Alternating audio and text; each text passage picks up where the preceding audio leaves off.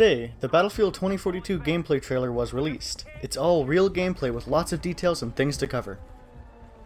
The beginning of the trailer gives us a good look at the scale of the map, Hourglass. Roads and buildings are slowly being buried under mounds of sand, which will likely make for good ground vehicle gameplay. We get to see McKay use his grappling hook in a surprisingly mobile way, similar to Titanfall but obviously slower and a bit more realistic. After this, we get a closer look at a takedown animation, which seems to be quick. As a Condor gunship flies over the stadium, it gets a good look at the massive looming sandstorm coming into the map.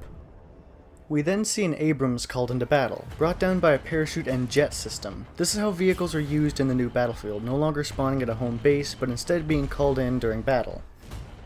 The Abrams HUD indicates a return to the Battlefield 4 style of vehicle ammunition, recharging shells over time. It shows two ammo types, potentially a smokescreen and a repair icon. After the scene with the Abrams, there's two cars in the chase. These cars have 4 seats, a driver, gunner, and 2 passengers. The players enter an elevator, and this is where we're introduced to the Plus system. This allows players to swap attachments on the spot to adapt to new situations. There seems to be a slight delay, but no real drawback or difficulty changing attachments. These attachments are also reflected in the HUD.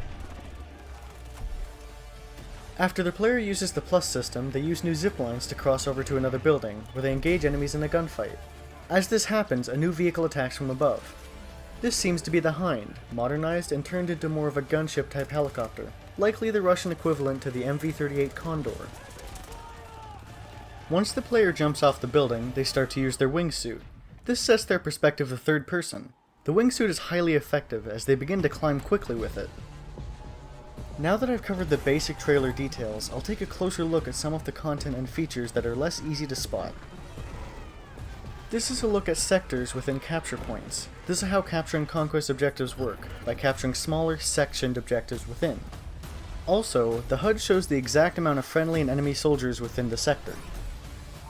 The buddy revive system from Battlefield 5 seems to be returning, as the wingsuit specialist has the ability to revive their downed squad mate despite not being a medic.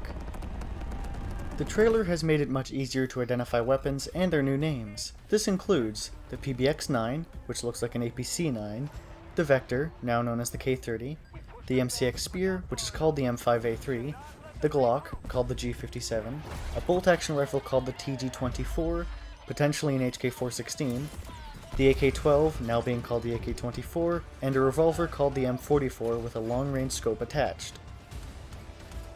For vehicles, there is the new unidentified version of the Hind, an armed transport named the LATV-4, the Nightbird as the new Little Bird, and another unidentified vehicle that seems to be an IFV or a tank destroyer. A specialist, apparently called Delta, is seen using a ballistic shield. There also seems to be a deployable shield covering one of the soldiers in the same scene. That's all the details I've seen in today's trailer. At the very end, there's a notice saying prepare for more with the date July 22nd. This is when EA Play is supposed to take place, where they've promised details on a love letter to fans in Battlefield 2042.